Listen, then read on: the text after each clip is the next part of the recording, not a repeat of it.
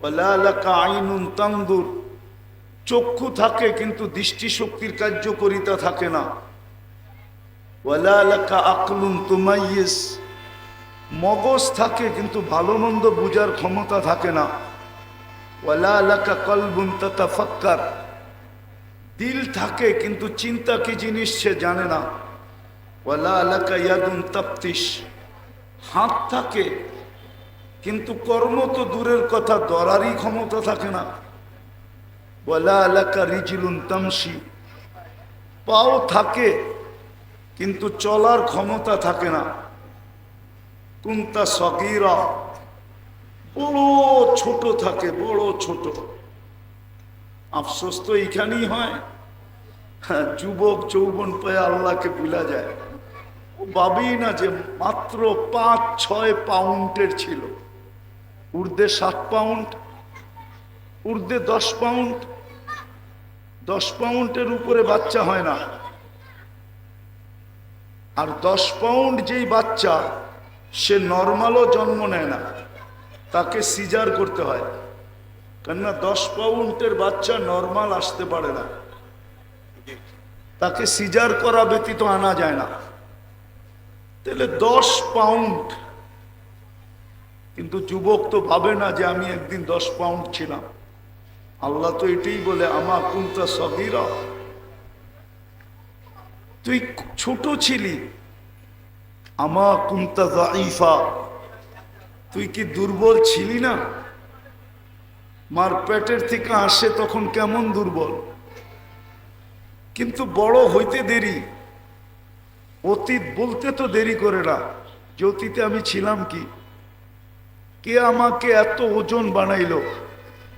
70 কেজির ওজন আমাকে কে বানাইলো 10 পাউন্ড থেকে? এটা তো ভাবে না। তো নিশ্চয়ের চিত্র দেখাইতেছি যে ছোট ছিলা কতটুকু, ওয়েট ওজন ছিল কতটুকু, দুর্বল ছিলা কেমন। কুনতা জাহিলা, তুমি বড় অজ্ঞ ছিলা, অজ্ঞ। এই নিশ্চয় মানুষ কেন আসে? আবারও বলতেছি, অথচ সৃষ্টির সেরা আল্লাহ মানুষকে একটা মেসেজ দিতে চান, মেসেজ। এই জন্য নিশ্চয় নিয়ে আসছেন। কেনটা এই মেসেজটা কোনো সৃষ্টির দরকার নাই, কোনো সৃষ্টির এই মেসেজের প্রয়োজন নাই। প্রয়োজন নাই কেন এটাও বুঝাইতেছি। কোনো সৃষ্টির ভোগ অধিকার নাই। সৃষ্টি ভোগ যদি করেও তাহলে মানুষের জন্য করে। সৃষ্টি বাঁচে যদি মানুষের জন্য বাঁচে। সৃষ্টির অস্তিত্ব মানুষের জন্য, মানুষ না হইলে এই সৃষ্টির দরকার ছিল না। সূর্যের আলো দরকার ছিল না, চাঁদের কিরণও দরকার ছিল না, নদী প্রবাহমান হওয়াও দরকার ছিল না, সমুদ্রের তরঙ্গ মারাও দরকার ছিল না। এটা খোলার সময় এখন নাই। আর এই হইহুল্লার ভিতরে যে বুঝে আসবে এমনও না, যদি খুলিও তাইলে বুঝে আসবে না।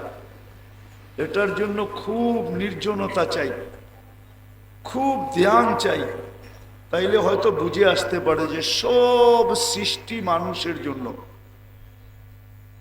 সব সৃষ্টি মানুষের জন্য। মানুষ না হইলে কিচ্ছু হতো না, কিচ্ছু প্রয়োজনও ছিল না। তো যেটা বুঝাইতেছিলাম, মানুষ নিশ্চয় আসে কেন? শুধু একটা মেসেজ দেওয়ার জন্য। এই মেসেজটা কোনো সৃষ্টির দরকার নাই, প্রয়োজন নাই। এই জন্য সব সৃষ্টিকে আল্লাহ পূর্ণতা দিয়ে অস্তিত্ব দেন। শুধু ওই মেসেজটা বুঝার জন্য মানুষকে নিশ্চয় অস্তিত্ব দেন, নিশ্চয়। শুধু একটা মেসেজ বুঝানোর জন্য। আর মেসেজটা এই জন্য বুঝাইতেছিলাম, কোনো সৃষ্টির ওই মেসেজের প্রয়োজন নাই, কেননা ভোগ অধিকার নাই। কোনো সৃষ্টির জীবনের ফলাফল নাই, প্রতিদান যাকে বলে, প্রতিদান নাই। কোনো সৃষ্টি প্রতিদান পাবে না। এমনকি ফেরেশতা পর্যন্ত প্রতিদান পাবে না। কোন সৃষ্টি জান্নাত জাহান্নামে যাবে না, শুধু একমাত্র মানুষই জান্নাতে যাবে, জাহান্নামে যাবে। উকুদুহান নাস ওয়াল হিজারা, কোরআন বলে শুধু মানুষ জাহান্নামের ইন্ধন হবে। এই জন্যই মানুষটাকে মেসেজ দেওয়ার প্রয়োজন ছিল। এই জন্য আল্লাহ নিশ্চয় অস্তিত্ব দিয়েছেন, যদিও মানুষ ভাবে না। এটাও মানুষেরই স্বভাব, এটাই মানুষের স্বভাব। জিতার আগে একরকম, জিতা গেলে আরেক রকম। জিতার আগে পাও ধরতে পারে, আবার জিতার পরে যার পাও ধরছে তারে ফুটবলের মতো লাথিও দিতে পারে। এটা মানুষের স্বভাব। কোরআন বলতেছে, কোরআন আমি না। কুতিলাল ইনসানু মা আকফারা। নাইলে একটা কথা বুঝেন, এটা তো স্বীকার করি, হায়াত কার হাতে? আল্লাহ। মউত আল্লাহ। সুস্থতা আল্লাহ। অসুস্থতা আল্লাহ। সর্বকিছু কার হাতে? আল্লাহ। যেই মানুষটা বলে আল্লাহ ডাকলে ও মসজিদে যায় না কি করে? আচ্ছা বলবেন মসজিদটা ছোট, এত মানুষের সংকুলন হবে না। বলুক এই কাউন্টারে জামাতে দাঁড়ায় কিনা, নামাজ পড়ে কিনা, অথবা এই রোডে দাঁড়ায় কিনা, বলেন কয় পার্সেন্ট মানুষ নামাজ পড়ে? তাহলে বোঝা গেল মানুষের মতো অকৃতজ্ঞ কোনো প্রাণী নাই। বিশ্বাস করে যে মউত আল্লাহর হাতে, মউত হায়াত আল্লাহ। নাইলে প্রবাদ বাক্য কেন আসলো, রাখে আল্লাহ মারে কে? এ তো মিডিয়ালারও লেখে মাঝে মাঝে যে রাখে আল্লাহ মারে কে, মারে আল্লাহ রাখে কে। বিশ্বাস তো করে, কিন্তু আল্লাহ ডাকলো, কে ডাকলো? আল্লাহ। আজান কার ডাক? আল্লাহ। আল্লাহ ডাকলো। ও বিশ্বাস করে আমার হায়াত আল্লাহর কাছে, হাতে, মউত আল্লাহর হাতে, আমার কর্ম আল্লাহর হাতে, আমার সুস্থতা আল্লাহর হাতে, আমার এভরিথিং আল্লাহর হাতে। বুঝলাম নাস্তিক যারা ওরা মানে না, কিন্তু আমরা তো নাস্তিক না। নাস্তিক না, আল্লাহকে মানি না, স্বীকার করি না। অবশ্যই। তাহলে আমরা কেন ডাকে আসি না? আমাকে যুক্তি দিয়া বুঝান, ও কেন আসে না? তাহলে বুঝা গেল আল্লাহর কথা সত্য। মানুষ তোর চেয়ে অকৃতজ্ঞ কেউ নাই। মানুষ সবচেয়ে অকৃতজ্ঞ। কুতিলাল ইনসানু মা আকফারা। অকৃতজ্ঞতা মানুষকে খায়া ফেললো। এই জন্য আল্লাহকে ডেলি ধ্বনি দিতে হয়, ধ্বনি। কোরআনের মাধ্যমে আল্লাহ প্রত্যেকের কানে ধ্বনি দেন, আওয়াজ দেন। মা গররাকা বিরাব্বিকাল কারীম। দয়ালু আল্লাহর থেকে তোকে বিমুখ করলো কে? এত দয়ালু আল্লাহ। চলেন দয়ার একটা দৃষ্টান্ত দেখাই, দয়ার একটা দৃষ্টান্ত দেখাই। এক কোম্পানি নিয়ে আসেন এখান থেকে আমাকে, যে কোনো প্রতিবন্ধীকে চাকরিতে রাখছে। অনেকগুলা কোম্পানি, ওই মাথা থেকে এই মাথা পর্যন্ত পরিবহনের, ঠিক না? জি। একটা কোম্পানি নিয়ে আসেন, সে একজন প্রতিবন্ধীকে কর্মচারী হিসাবে রাখছে, মাসের শেষে তাকে একটা বেতন দেয়। এই মনে করা যে সে প্রতিবন্ধী, কি করে খাবে? আল্লাহ আমাকে অর্থ দিছে, আমি একজন প্রতিবন্ধীকে কর্মচারী হিসাবে রাখলাম। ও বলতেছে একজন রাখছে, একজন প্রতিবন্ধী বাংলাদেশে? হ্যাঁ, যদি প্রতিবন্ধীকেই এরকম বিত্তশালীরা, মার্কেট মালিক, দোকান মালিক, পরিবহন মালিক, মেইল ফ্যাক্টরিওয়ালারা রাখতো, তাহলে বাংলাদেশে আর প্রতিবন্ধী আলাদেরকে কি অটো চালাইতে হইতো না? অটো চালাইতে হইতো না, জি। ঠিক না? জি।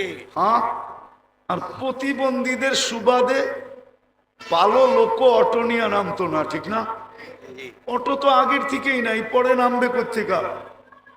আর ঘুরতে ঘুরতে আজকে আন্দোলন পর্যন্ত গড়াইতে হইতো না। জি জি কিন্তু প্রতিবন্ধীকে তো কেউ চাকরিতে রাখে না, গেলেই প্রথম ধাক্কা দেয়, তুই প্রতিবন্ধী। তো যেটা বুঝাইতেছিলাম, বুঝাইতে যে আল্লাহর মতো দয়ালু,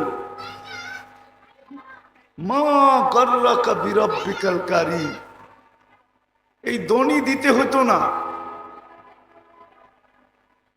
এই দনি দিতে হতো না যে আমার মতো দয়ালুর থেকে তোকে বিমুখ করলো কে? তুই সারা দিন বিমুখ থাকা সত্ত্বেও, আমার হাতে হায়াত থাকা সত্ত্বেও, আমার হাতে মউত থাকা সত্ত্বেও, এভরিথিং আমার হাতে থাকা সত্ত্বেও আমি তোর ডাকি বলে ডাকি আমি, তুমি সাড়া দাও না, তারপরও আমি তোমার সব কিছু বহন করতেছি। বলেন এরকম দাতা কই পাবেন? একটু ভাবেন, বিবেক দিয়ে ভাবেন, কাজে দিবে কিন্তু। নাইলে এই কথা বলতে পারবেন না, এই কথা বলতে পারবেন না। আপনি যুক্তি দিবেন, তর্ক দিবেন, যুক্তি তর্কের জবাব কিন্তু এটার ভিতরে রাখা আছে। আপনার ব্রেনের ভিতরেই আপনার যুক্তি তর্কের জবাব রাখা আছে, আপনার ব্রেনের ভিতরেই রাখা আছে। আপনি এটা বললে হবে না যে আমি কর্মব্যস্ততার কারণে পারি না। ড্রাইভার যদি বলে আমি চালক হিসাবে নামাজ পড়তে পারি না, আমি ওকে প্রশ্ন করব তোমাকে চালানের যোগ্যতা কে দিল? হ্যাঁ, কে দিল? আল্লাহ আরে বলেন না। আল্লাহ আল্লাহ বলতে দ্বিধা করেন কেন? আল্লাহ বললে 40 নেকি মিলবে, 40 নেকি। কে দিল তাকে যোগ্যতা? হ্যাঁ, আল্লাহ যদি জিজ্ঞেস করে যোগ্যতাটা কার ছিল বল। তোকে যদি প্রতিবন্ধী বানাইতাম কে কি করার ছিল? তোর মা বাবার চোখের পানি জড়ানো ব্যতীত আর কিচ্ছু ছিল না। চোখের পানি জড়াইতে থাকতো। আল্লাহর বিরুদ্ধে কেস কোথায় করতো? হাইকোর্টে না সুপ্রিম কোর্টে না জজ কোর্টে না র্যাবের কাছে না আর্মির কাছে? কার কাছে করতো? এই যে রাস্তায় যারা ডিউটি করে, এরা যদি বলে আমি ডিউটি করি, আমি নামাজ পড়বো কি করে? আমি যদি প্রশ্ন করি তোমাকে এই দেহটা কে দিল? ডিউটি করার মতো যোগ্যতা সম্পূর্ণ তোমাকে কে বানাইলো? এটা আমাকে বলো। দুর্গন্ধ আপনার মাথার ভিতরে এতটুকু ঢুকতো যে আপনি পাগল হইয়া সায়দাবাদ ছেড়া দিয়া চলে যেতেন, ব্যবসা আর করতে হইতো না। মনে হয় বুঝাইতে পারি না। জি বুঝছি না না, বোঝেন নাই। ওর নাকে 25 লক্ষ সেল, মানুষের নাকে মাত্র 5 লক্ষ সেল। বিদায় গন্ধ গ্রাণ শুঙার ক্ষমতা ওর বেশি। বেশি এই জন্য গ্রাণ দিয়া ও কোনটার ভিতরে মাদক আছে কোনটার ভিতরে নাই এটা ও বুঝতে পারে, মানুষ বুঝতে পারে না। ও একদিক দিয়েই পারদর্শী, শুধু গ্রাণ শুঙার দিক দিয়েই পারদর্শী, আর মানুষ সর্বদিকে পারদর্শী। বিদায় কেউ যদি ভাবে যে কুকুর মানুষের চেয়ে উত্তম, তাহলে এই ধারণাটা ভুল হবে। মানুষ সর্বমুখী পারদর্শী। কি জি সর্বমুখী? পারদর্শী আচ্ছা, ওরে যে ট্রেনিং দিয়া ট্রেনিং প্রাপ্ত বানাইলো, এটা কি কুকুরে বানাইলো না মানুষে বানাইলো? মনে হয় বুঝাইতে পারি না। তাহলে ওর ওস্তাদ কে? মানুষ। মানুষ তাহলে মানুষই তো শ্রেষ্ঠ, ঠিক না? জি মানুষ শ্রেষ্ঠ হওয়া সত্ত্বেও নিশ্চয় আসে কেন? আমি তো 4-5টা দেখাইলাম, ইচ্ছা করলে ফজর পর্যন্ত দেখানো যায়, কিন্তু এতগুলা মনে থাকবে না। আজকাল আমাদের ব্রেন সব চলে গেছে প্রযুক্তিতে, আমাদের ব্রেন আমাদের কাছে নাই। এই জন্য এখানে পাওয়া যাবে কলেজের ছেলে, একে পাওয়া যাবে শিক্ষিত, যদি একটা সহজ ঘরের নামটা বলতে বলি তাহলে বলতে পারবে না, এটা আমার বিশ্বাস। বলুক 13 নামটা বলুক, 13 নামটা পারবে না। ও 13 কে 13 দিয়া গুণ দিতে গেলে ক্যালকুলেটর তালাশ করবে। আর আগের যুগে আছে 25 পর্যন্ত নামটা মুখস্থ করতে হইতো স্কুলে, জি জি প্রাইমারিতেই কমপ্লিট হইতো 25 পর্যন্ত, আমরা 25 পর্যন্ত পড়ছি। তো এখন চলে গেছে মানুষের ব্রেন প্রযুক্তিতে, মোবাইল বললাম না, প্রযুক্তিতে চলে গেছে।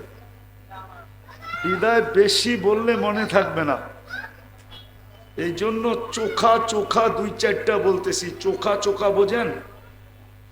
মনে হয় বোঝেন না, ঢাকায় শব্দ তো কোত্থেকে বুঝবেন? এখন বললে তো অন্যের আবার চেতা যাইব। এখানের আদি বাসিন্দারা সবাইকে অন্য একটা শব্দ বলে, ওই শব্দটা বললামই না, এই জন্য 2-4টা বললাম আর কি। যে মানুষ সৃষ্টির সেরা, সে নিশ্চয় জমিনে পা রাখে কেন? অথচ যুক্তি তর্ক বলে গাভীর বাচ্চাটা দুনিয়াতে আসতে দেরি, 2 ঘন্টা পরে দৌড়াইতে দেরি করে না। মুরগির বাচ্চাটা ডিমের থেকে বাহির হইতে দেরি, সাথে সাথে হাঁটতে দেরি করে না। কিন্তু মানুষের বাচ্চাটা কেন নিশ্চয়? সে তো সৃষ্টির সেরা, কুদরতি হাতের তৈরি। দুনিয়ার আধিপত্যটা তাকে দিলেন, দুনিয়া তার জন্য তৈরি করলেন। সে সৃষ্টির ভিতরে সবচেয়ে সুন্দর। সৃষ্টির ভিতরে গঠনের দিক দিয়ে মানুষের তুলনা হয় না। মানুষের চেয়ে গঠনে সুন্দর কোনো সৃষ্টি নাই। কেউ যদি বলে পরী, এটা আমি মানি না, কেননা পরী কেউ দেখছে নাকি? আসল রূপে কেউ পরীকে আজ পর্যন্ত দেখে নাই। শুধু একটা বুয়া প্রবাদ বাক্য পরীর মতো সুন্দর। আচ্ছা যুক্তিতে বলেন, পরী যদি সুন্দর হইতো তাইলে কাইলা ছেঁড়ারে কেন ধরল? ও তো ওর চেয়ে সুন্দর ছেলেকে ধরা উচিত ছিল, যুবরাজকে, ঠিক না? জি ও কাইলা ছেঁড়ারে কেন ধরল? আমারে যুক্তি দিয়া বুঝান। মানুষ তো প্রমোশন চায়, ডিমোশন চায় না, ঠিক না? এই কাউন্টারওয়ালারা চায় সমস্ত বাসের টিকিট আমি একা বেচবো, আর কেউ যেন না বেচে, ঠিক না? জি চাই সেটা 24 ঘন্টা লাগুক, পুরা ব্যবসা আমার কাছে আসুক। তো পরী যদি সুন্দরী হইতো তাহলে কাইলা ছেঁড়ারে কেন ধরলো? বোঝা গেল পরী মানুষের চেয়ে সুন্দর না। পরীর গঠন মানুষের চেয়ে সুন্দর না, এমনকি ফেরেশতার গঠনও মানুষের চেয়ে সুন্দর না। আচ্ছা যুক্তিতে বলেন, ফেরেশতার গঠন যদি মানুষের চেয়ে সুন্দর হইতো, তা ফেরেশতা মানুষ দেখা এই কথা কেন বলল?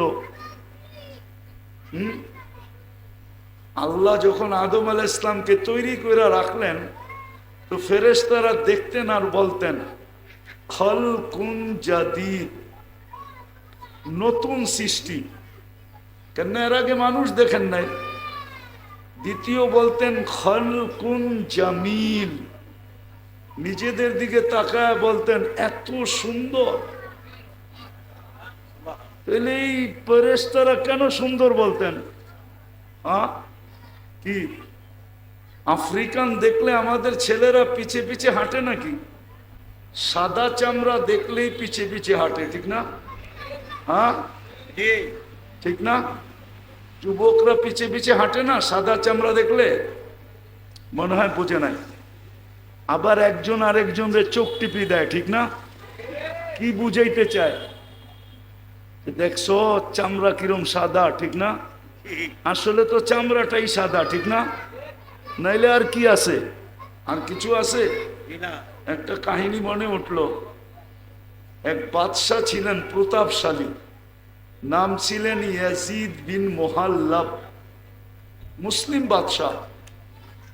মালিক ইবনে দিনার রহমতুল্লাহ আলাইহির জমানায় বড় আল্লাহওয়ালা ছিলেন মালিক ইবনে দিনার, ওলামারা চিনে।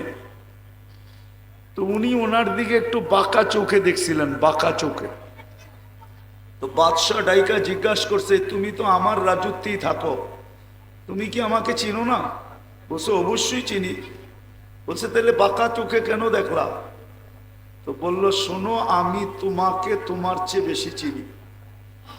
তো সে একটু আশ্চর্য বোধ করলো, আরে আমার চেয়ে আমি আমাকে যতটুক না চিনি, এই লোকটা আমার চেয়ে আমাকে বেশি কি করে চিনে? বলছে বলো। কেন আগের যুগের বাদশারা প্রতাপশালী ছিল, কিন্তু বেয়াদব ছিল না।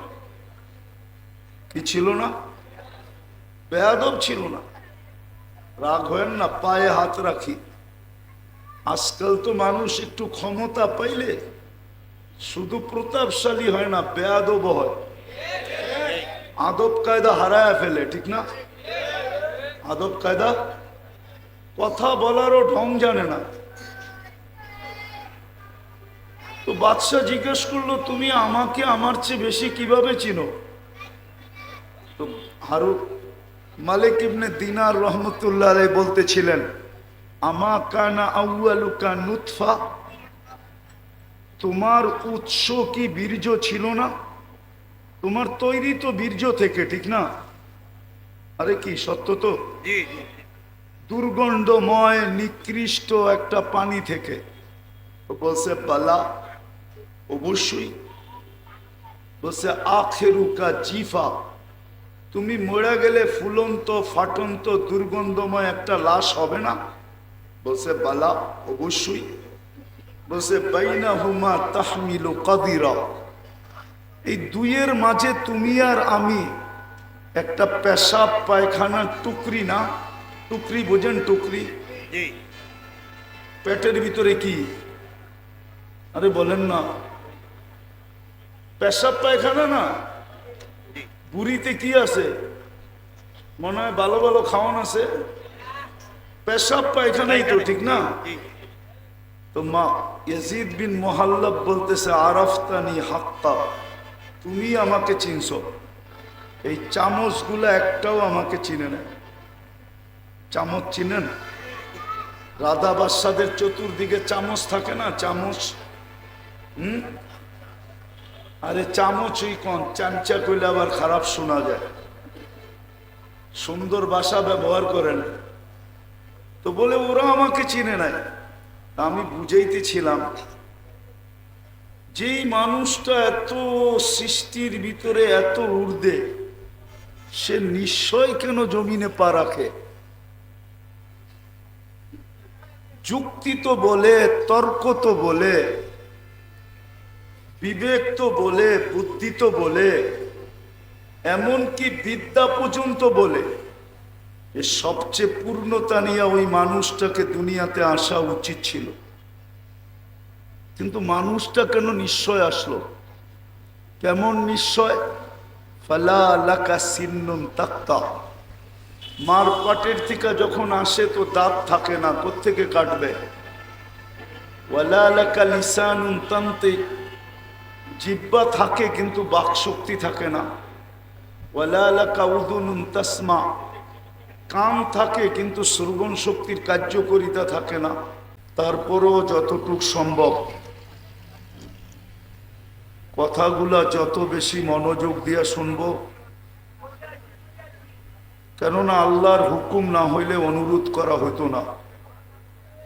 আল্লাহর হুকুম হলো ইদা কুরিয়াল কোরআন ফাস্তামিউ, যখন কোরআনই কথা হয় তো সাধ্য অনুযায়ী মনোযোগ দিয়া শুনো। ও আনসিতু, পরিবেশটাকে বিলকুল নির্জুম রাখো, তাইলেই পুরস্কার প্রাপ্ত হব। দুটা পুরস্কার মিলবে, যদি আমি মনোযোগকে বাড়ায়া দিই আর পরিবেশটাকে নির্জুম রাখি। প্রথম পুরস্কার হলো ইরজিউ মগফুরান লাক, যাও তোমাকে মাফ করে দেওয়া হলো। দ্বিতীয় পুরস্কার হলো বুদ্দিলা সাইয়্যাতিকুম হাসানাত, গুনার জায়গা যেটা খালি হলো ওটাকে নেকি না করা সত্ত্বেও নেকি দ্বারা পরিপূর্ণ করবে। এই দুটা পুরস্কার মিলবে যদি আমি মনোযোগ দিয়ে শুনি আর পরিবেশটাকে নির্জুম রাখি।